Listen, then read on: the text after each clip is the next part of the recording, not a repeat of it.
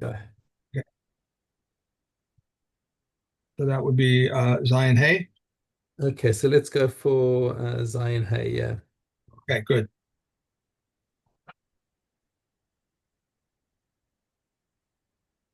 Go. Go for it. Okay. If a haystack between two charges is 10 fists high, they make two Eruvin, but they may not make one. These may feed from this side and those may feed from that side. If the hay was reduced to less than 10 fists, they make one Eruv, but might make two Eruvin.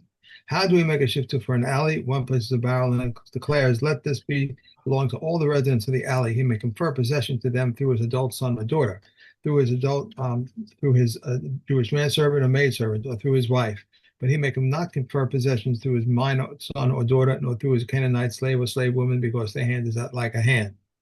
If food becomes diminished, one may add and confer possession, but he does not have to notify them. If more residents were added, he may add and confer possession, or he must notify them. And Okay. he must notify them. Right. So when you, in other words, you can always be mazaki somebody without their knowledge.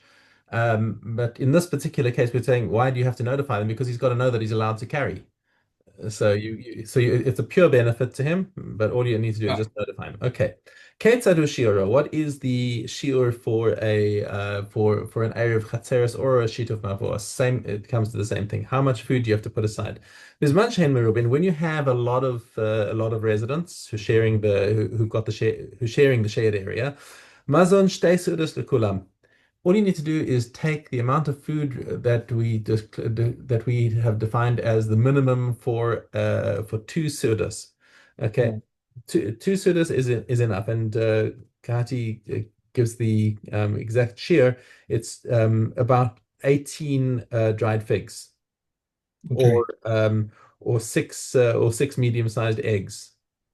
Right, so six Mm. kibetzes of food, and that's enough, even if you've got 100 residents all the way around. Okay, and that's enough to do it because you've got a certain amount of food. It's that's enough to join everyone together. You don't have to keep multiplying as you get more and more residents. Bisman shehein muatin. However, when you have fewer residents and you don't want to put aside so much food, all that you need is a kogogeres. You just need one dried fig for each person. Okay, and actually, there's actually another opinion that this is per property that's sharing the Oh, courtyard. In other words, if you have two properties sharing the courtyard, you need two two dried dried figs, figs. and that's done.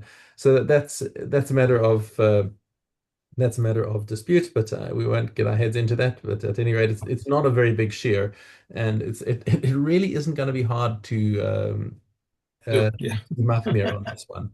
Okay. Amar Rabbi Yossi, B'med Dvarim Amorim, when is this minimum shir said? Betchilas Erev, when you're starting out the Shabbos and you want to make an Erev for all the people, that's when you need this minimum shir. Aval b'shirei Erev, if somebody came and ate some of it, kol shehu, as long as something remains of it, it's still a valid Erev. Okay, so that shir that we said is just to start it out, but if it starts getting eaten, then it's okay as long as something is left. ולא אמרו לערב בחצרות, אלא כדי שלא לשכח את התינוקות. And he makes a comment over here that if you already have a shituf mavos, now that's what's unsaid in the Mishnah. Is if you already have the shituf mavos, in other words, the street is already basically closed off and in all the courtyards inside it, you don't need to do that really because the street should have been enough.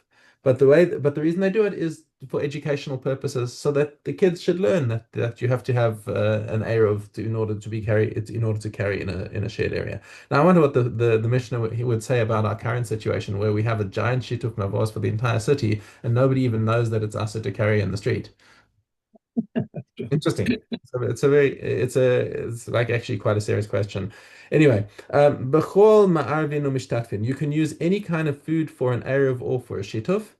Chutz min hamayim u'min hamelach, but you cannot use water and salt. Now we saw this again recently. Had that before. Right. Right, Right. we were talking about that salt and water are the two things that you can't, and also for mastros, you can't use salt. You spend massive money on water and salt.